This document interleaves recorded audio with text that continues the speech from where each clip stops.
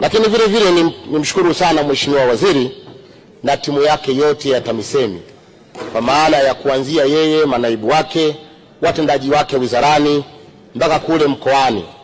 Tena kule mkoani, Mheshimiwa Waziri, ile timu ya kuanzia mkoani mpaka kwenye ngazi ya halmashauri yangu, kwa maana ya mkuu wa mkoa kaka yangu Kunenge, ndugu yangu Nixon na mkurugenzi dada yangu Bieda, hakika ingekuwa ni fuadi ya timu ya mpira, basi ningesema ni sawa sawa na timu ya Simba.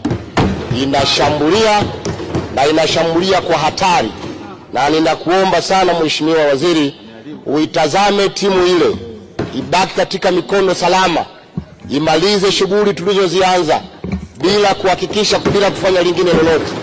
Na shughuli kubwa ambayo Mheshimiwa Waziri nakuomba sana kwa muda huu tunakoelekea, acha wamalize kazi kubwa waliofanya na mimi, alafu kama yatatokea mengine mwezi wa 10 itakuwa ni baadaye. Kwa sababu kwa kweli ni timu ambayo inamsaidia Mheshimiwa Rais, inaungana na mawazo ya mbunge, inasimamia miradi ya wananchi, na miradi imekwenda kwa kasi ya ajabu sana.